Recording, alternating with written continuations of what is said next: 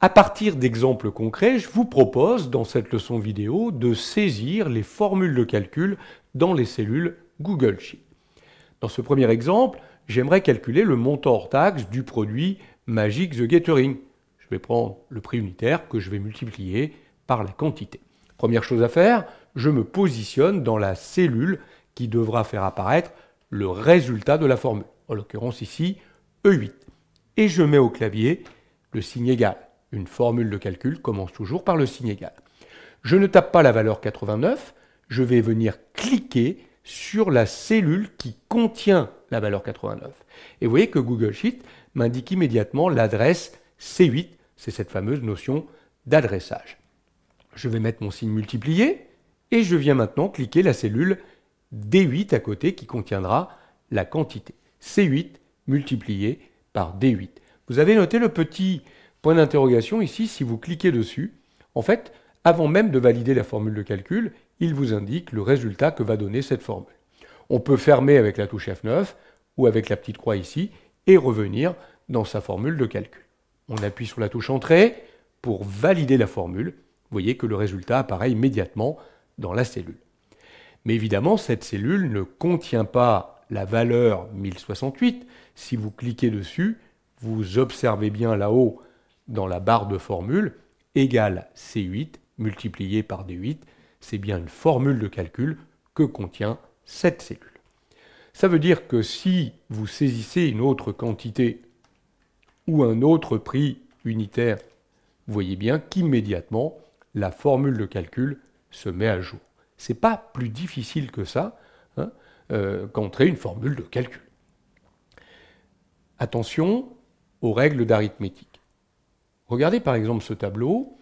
J'aimerais ici obtenir la marge totale qui sera obtenue en fonction des quantités, mais également du prix de vente et du coût de revient. Il va falloir que je prenne le prix de vente moins le coût de revient multiplié par la quantité. Égal, je dois aller chercher le prix de vente moins le coût de revient, mais c'est tout ça que je dois multiplier par la quantité. N'oubliez pas les règles d'arithmétique. Je veux d'abord faire la soustraction, puis après la multiplication.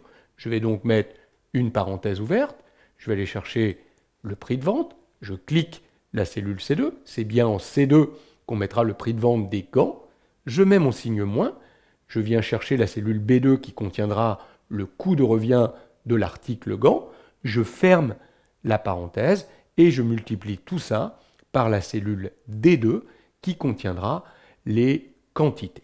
J'appuie sur la touche Entrée et j'obtiens immédiatement le résultat de mon calcul. 0, c'est normal, pour l'instant je n'ai pas entré de valeur. Imaginez que le coût de revient était à 5, le prix de vente était à 8, j'en ai vendu 10 quantités, vous voyez bien que j'ai gagné 30 €, 8 moins 5, 3 multiplié par 10.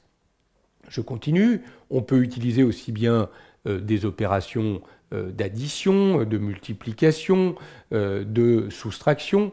Regardez ici, j'aimerais obtenir l'IMC, le poids divisé par la taille au carré. Je pourrais très bien venir ici écrire mon égal, prendre le poids, mettre le signe divisé, et puis mettre entre parenthèses taille multipliée par taille, pour qu'il fasse d'abord l'opération de multiplication, puis après la division.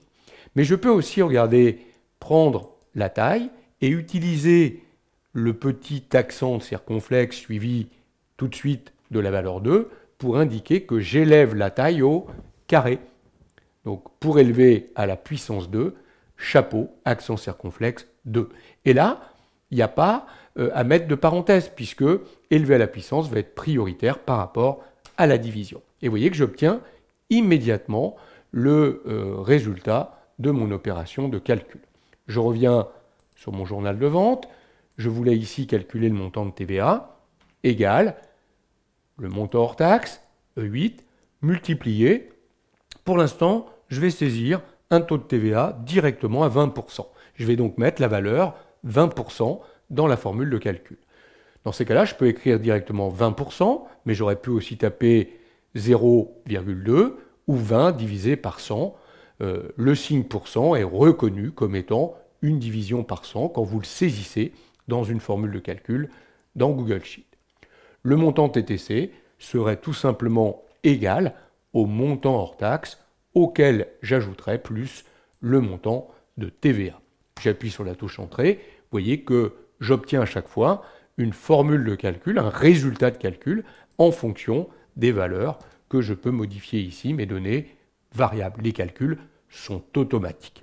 Alors, je vous montrerai bien évidemment dans les prochaines leçons vidéo comment on va pouvoir recopier rapidement ces formules de calcul pour l'ensemble des lignes ou l'ensemble des colonnes de nos tableaux de calcul.